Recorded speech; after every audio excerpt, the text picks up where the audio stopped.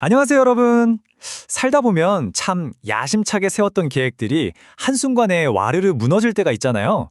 그럴 때면 눈앞이 캄캄해지고 깊은 좌절감에 빠지기 쉬운데요.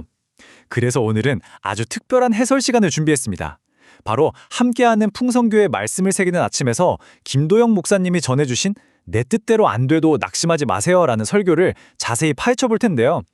내 계획이 철저히 어긋났다고 느껴지는 그 순간에 어떻게 진짜 소망을 찾아낼 수 있는지 그 창세기 48장의 핵심을 함께 짚어보겠습니다.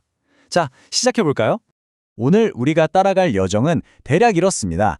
먼저 우리의 어긋난 계획들에 대해 이야기해보고요. 이어서 하나님의 주권적인 은혜, 우리가 가져야 할 순종하는 믿음, 그리고 영원한 비전, 마지막으로 오늘 당장 실천할 수 있는 기도 제목까지 쭉 한번 훑어보겠습니다. 자, 그럼 첫 번째 파트입니다. 어긋난 계획들이라는 도입부로 먼저 들어가 보죠. 여러분께 질문 하나 드릴게요. 내 인생에서 정말 진짜 중요하다고 여겼던 계획이 하루아침에 완전히 틀어져 버리면 제일 먼저 어떤 감정이 드시나요? 막막하고 화도 나시죠? 그런데 놀랍게도 이건 우리 현대인들만의 고민이 아닙니다. 수천 년 전 그 대단했던 애굽, 즉 이집트의 최고 권력자였던 요셉조차도 똑같이 겪었던 아주 당혹스런 딜레마였거든요. 이 이야기의 배경이 되는 창세기 48장의 상황을 잠깐 머릿속에 그려보시죠. 요셉의 초청으로 고센 땅에 정착한 지 벌써 17년이 지났습니다. 당대 최고의 족장이었던 야곱은 이제 147세가 되어 병상에 누워 임종을 앞두고 있죠. 육신의 눈은 침침해졌지만 영적인 안목만큼은 그 어느 때보다 날카로웠습니다. 그는 죽기 직전 요셉의 두 아들을 자기의 직계 아들로 입양해서 축복하는 아주 역사적인 예식을 치르게 됩니다. 근데 여기서 진짜 극적인 대조가 일어납니다. 애굽의 총독으로서 아주 치밀하고 상식적인 요셉은 당연히 첫째 아들 므낫세를 아버지의 오른손 쪽에, 둘째 에브라임을 왼손 쪽에 세웠어요. 지극히 당연한 육신의 질서이자 세상의 룰이니까요. 그런데 야곱은 어땠을까요? 일부러 정말 의도적으로 자기 두 손을 X자로 딱 엇걸리게 교차해서 기도를 올립니다. 세상의 상식을 완전히 깨버린 거죠. 바로 이 장면에서 우리는 두 번째 파트, 주권적 은혜의 엇갈린 두 손이라는 아주 흥미로운 주제를 만나게 됩니다. 어거스틴이 아주 기가 막힌 말을 남겼습니다. 하나님의 은혜가 거저 주어지는 것이 아니라면 그것은 더 이상 은혜가 아니다. 맞습니다. 핵심 포인트는요. 하나님의 선택과 축복은 인간이 만들어 놓은 조건, 가문의 서열, 기득권 같은 것에 절대 얽매이지 않는다는 뜻입니다. 그분의 은혜는 말 그대로 세상의 계산법을 훌쩍 뛰어넘는 초법적인 능력이잖아요. 사실 이게 어쩌다 한번 일어난 예외가 아닙니다. 성경을 쭉 보면요. 하나님은 늘 장자 가인 대신 동생 아벨의 제사를 받으셨고 형 에서 대신 둘째 야곱을 택하셨으며 헌칠했던 엘리압 대신 제일 막내인 다윗을 콕 집어 기름을 부으셨죠. 세상은 늘 1등만 기억하지만 하나님은 자격 없는 자를 먼저 찾아가십니다. 이 일관된 패턴 정말 놀랍지 않나요? 그렇다면 이런 놀라운 은혜 앞에서 우리의 태도는 어때야 할까요? 세 번째 파트, 순종하는 믿음으로 넘어가 보겠습니다. 아버지가 두 손을 엇갈리니까 요셉이 얼마나 당황했겠어요. 아버지, 이러시면 안 됩니다. 첫째가 이쪽입니다 하면서 억지로 아버지의 손을 바로잡으려고 합니다.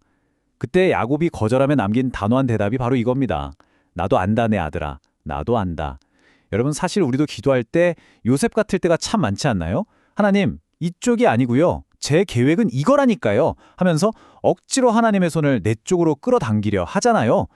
이럴 때 마커스 도지의 말이 참 와닿습니다. 우리는 오랫동안 간절히 원했던 축복이 다른 사람에게 혹은 다른 방향으로 가는 걸 보면 깊이 상처받고 실망하죠.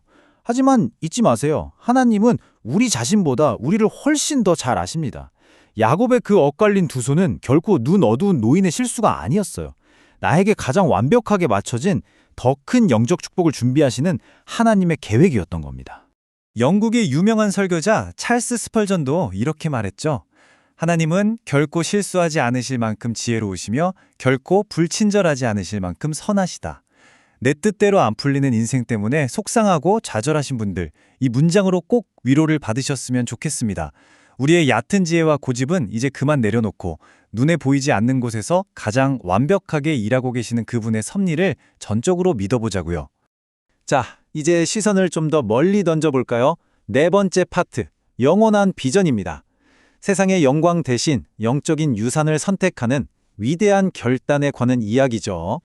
여기 정말 극명한 대비가 있습니다. 당장 눈앞에 보이는 이집트 제국의 화려한 부귀영화, 그리고 저 멀리 있는 척박한 가나안의 산비탈, 세겜 땅. 만약 요셉의 아들들이 그냥 애굽 왕족으로 남았다면 평생 떵떵거리며 안락하게 살았을 겁니다. 하지만 야곱이 그들에게 물려준 진짜 유산은 당장은 초라해 보여도 결국 하나님의 언약이 이루어질 약속의 땅이었습니다.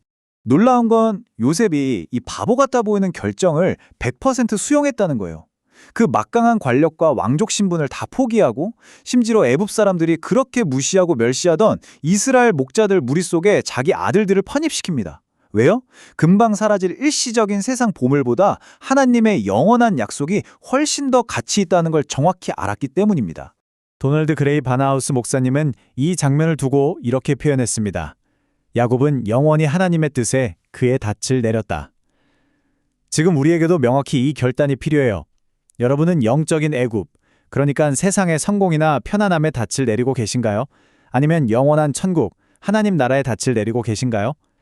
세상 영광은 진짜 잠깐뿐이지만 그분의 나라는 영원하잖아요. 어느덧 마지막 파트입니다. 오늘을 위한 기도. 이런 엄청난 사실을 깨달았다면 우리는 오늘 당장 어떻게 기도하며 나아가야 할까요? 오늘 설교에서 제시된 3가지 핵심 행동 지침을 꼭 기억하시기 바랍니다. 첫째, 신뢰입니다.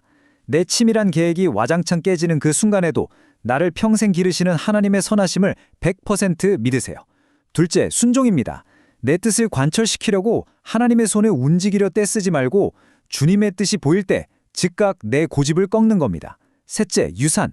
썩어질 세상의 은과 금을 물려주려 하기보다 하나님이 늘 함께 하신다는 확실한 믿음과 예배의 자리를 물려주는 위대한 영적 가문을 세우십시오. 자, 오늘 해설 시간을 마무리하면서 스스로에게 이 깊은 질문을 한번 던져보시죠. 지금 여러분은 어디에 인생의 닻을 내리고 계십니까? 상황이 변하면 금방 무너져버릴 얄팍한 세상의 상식인가요?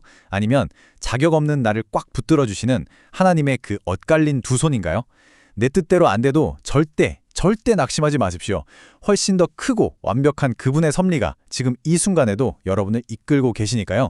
이 놀라운 진리를 통해 매일 승리하시는 함께하는 풍성교회 성도 여러분, 그리고 이 시간을 함께하신 모든 분들이 되시기를 진심으로 바랍니다. 끝까지 들어주셔서 감사합니다.